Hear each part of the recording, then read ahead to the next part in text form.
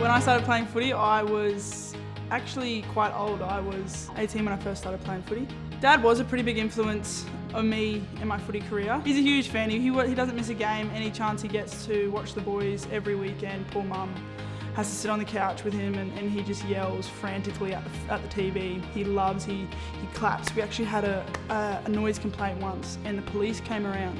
Dad did teach me a lot of ins and outs of the game. The three things that Dad actually told me for the first game was create space, talk and use my body. He gave me those 3 pointers to write on my wrist, and then from then on in it's just become a tradition. You've noticed this year with my wrist strapping, it's make it mine. It's just a phrase that brings me back to I want that footy. I need to make it mine in any way or form or anything like that. And then on my left wrist, I always wrote family because family are very close to my heart and they're with me every game. So in the Brisbane Lions versus Geelong game, I did kiss my wrist and point to Dad, but it was really towards the family that wasn't there.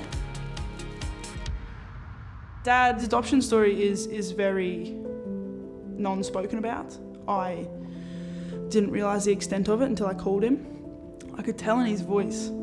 There was something about his voice that just changed. His dad, Brian, left. Dad was 4. He didn't really know him. He didn't know who he was. He didn't know him. And then a man called Dakota Davidson. He adopted Dad when he was about 8.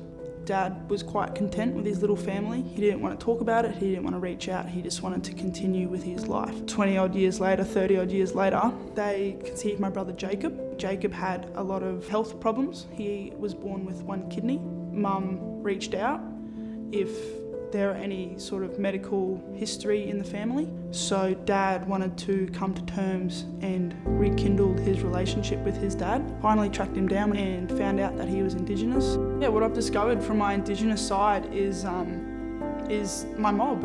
I didn't even know their name, which is Gunajamara, Narangiri.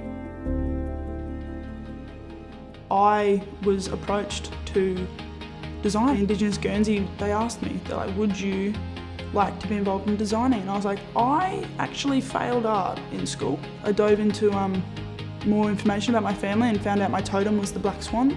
Like, that's my family, that's my heritage, that's my history. And I'm only finding out now because of the Lions. That's what the Lions have done for me. They've made me step out of my comfort zone and actually find out information about myself.